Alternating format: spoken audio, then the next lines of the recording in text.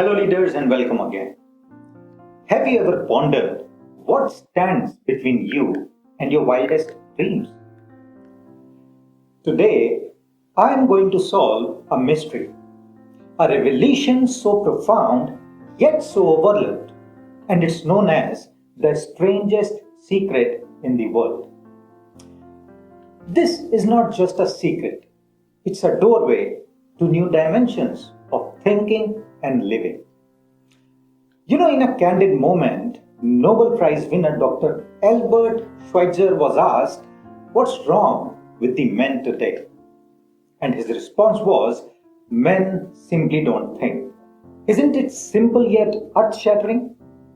This is not just a commentary, it's a wake-up call to each one of us. And if today's episode resonates with you, I encourage you to join our movement of mastering the mind. By subscribing to our channel, you will gain access to a wealth of wisdom that is tailored to elevate your leadership capabilities and enrich your life both inside and outside the boardroom. Subscribe now and help us give this world better leaders together who are not just leading organizations successfully, but are also leading their lives successfully. In this episode today, we are going to figure out something that is really interesting. Even though we live in a time where we have so many chances to do great things, kind of like best times ever, a lot of us still don't get to where we want to be. Why is that? We are going to explore what this strangest secret is all about and how can it change the way we think about doing well, being happy, and feeling fulfilled in life. So step in, my friends, for an eye-opening ride into the depths of what it truly means to succeed. By the end of our episode today, you will not just understand the strangest secret, you will be empowered to apply it, to live it. Now, let's dive right into the heart of our adventure. Picture this. We are living in what might be the greatest time in history. Opportunities are everywhere, like stars in the night sky, just waiting for us to reach out and grab them. But here's the puzzle. With all these chances to shine, why do so many of us end up missing our shot at greatness? Here in India, we are in the land of plenty. Imagine this, streets paved with gold, metaphorically speaking, where everyone can turn their dreams to reality. But wait, there is a twist. Despite living in this treasure trove of opportunity, a lot of us find ourselves stuck in the same old routine, from sunup to sundown. It's like there is a hidden trap in our minds. We are surrounded by riches, yet we end up walking past them, eyes closed. What's going on here? Why do we settle for less when there is a whole world of success waiting for us? This is where our journey begins. We are going to tear down these invisible walls. We will unravel the mystery of the strangest secret and discover how we can break free from this illusion. It's time to wake up, shake up, and see what we have been missing. Get ready to challenge everything you thought you knew about success. It's not just about making it big or having loads of cash. Oh no, it's way more than that. It's about finding what makes you jump out of the bed in the morning, what makes your heart race with excitement. Let's turn the page and start this thrilling chapter in our lives. The secret's right there in front of us, and together we are going to uncover it. Now let's zoom into an incredible picture. Imagine a group of 100 young, energetic souls, all 25 years old, standing at the starting line of life's race and ready to take on the world. They are full of dreams, eyes sparkling with ambition. They believe they'll conquer their goals and be successful. But here's a shocker. when they hit 65, only a few have really made it. What happened to the rest? Where did all that early fire go? In a land of endless possibilities like India, it's baffling, right? These young people started with the same zest for life. But fast forward 40 years and the picture changed dramatically. Only a handful are living the life they dreamed of. What made the difference? Why do only a few reach these stars while many lose their way? It's not just about working hard or having big dreams. There is something more, a secret ingredient to success. Now, as we uncover the stories of those who made it and those who strayed, we will discover that the journey from 25 to 65 is more than just aging. By the time they are 65, one will be rich, four will be financially independent, five will still be working, and 54 will be broke. Now think for a moment. Out of the 100, only 5 make the grade. Why do so many fail?